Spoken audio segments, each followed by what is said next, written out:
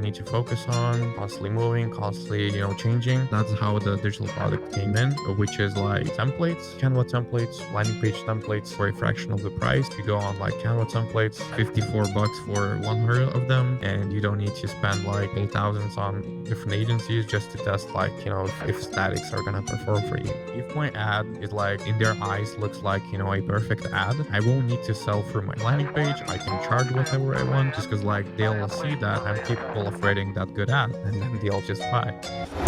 I definitely had like at least probably 3, 4, 5 months when I'm just, I got dragged myself into those kind of like losing focus type of moments, and nothing got improved. And I'm like, after those 5 months, I'm sitting at my desk and thinking like, where did I lose, my 5 months? So yeah, it's really burning you time, even if you think you are actually getting something valuable out of that.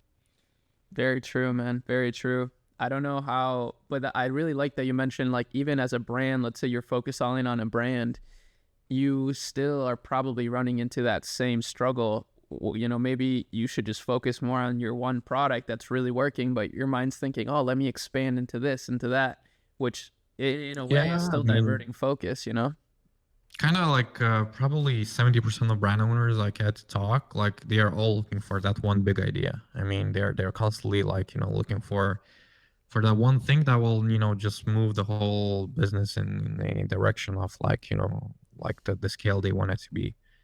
But in the whole theory and on paper, like how ecom DTC brand is you just take every part of it and then you just improve every part of it by 10%. That's, ecom DTC brand.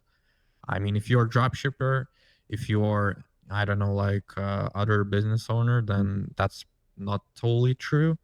But it's really important to understand in what business you are in, and if that's ecom DTC brand, like branded, product, then you're just, improving every part of it by 10%, and then you're just snowballing on it. No way around it. So yeah, if you are just looking for, as a brand owner, you're still looking for that one big thing, you're probably, losing focus. True. Wow, that's really interesting. So now you're also selling digital products too. You have a digital product store that's actually tied to your agency, which is really brilliant. How has that been? That's pretty recent, but is that opening up ideas for, how powerful digital products can be for you? I guess that connects pretty well to the topic that we just discussed, because like we were talking about like losing focus and that one big thing in ecom, and actually that's probably the way it came as like digital product. I was looking at the market and I saw like those ecom founders like looking for that one big thing that will move them somewhere, some bigger numbers, and I saw like how they kind of struggle to execute on that big idea. They get to that idea and then they spend like 2-3 months just to execute that one, and then after those 2 or 3 months they see that it wasn't worth it, and then they just burn their time and their resources. As an example, I had this one client which came and then they say like, oh, we custom coded this website, we spent like 40K and then half a year for the website. And I'm like, have you tried running ads? He's like, yeah, I did that. What's your conversion rate? Conversion rate is like below 1%. And I'm like, so you spend half a year and, more than 40K just on website that converts? Real quick, if you appreciate these clips and interviews that I put forward for you, then please make sure you use our Shopify link in the description to start your own Shopify business with an exclusive deal. And also make sure you check out akemilab.com for additional resources, free tools, guides, and just a lot of interesting stuff that will help your journey, even some software deals that are exclusive to akemilab.com. So make sure you do that and continue watching the video. At less than 1%. He's like, yeah. So the moment I saw that and the moment I understood, the way people lose focus on focusing on that one big thing and then, kind of burning themselves that way, I saw that, it makes sense to kind of make them a shortcut, some kind of product that allows them to test that one big idea in a matter of, minutes, and then save them time.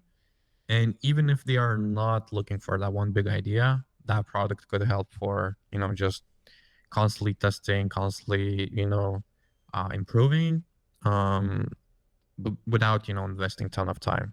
Just because like ecom, whenever you run an ecom brand, you just 5 different areas you need to focus on, constantly moving, constantly, changing.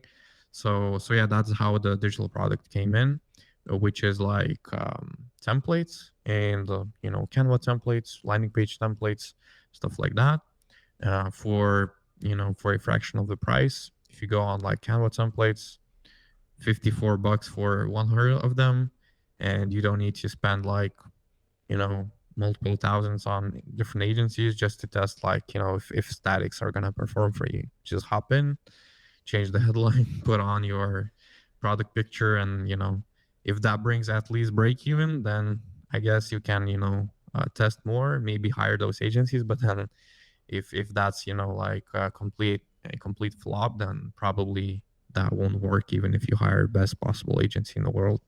True. So then it So saves you so money yeah. in the long run Yeah. too. Yeah, so that's how it came. That's how it came. And I mean, like, again, I actually lost my focus on that product, to be honest. And that was live for probably a year. We had it somewhere, kind of hovering.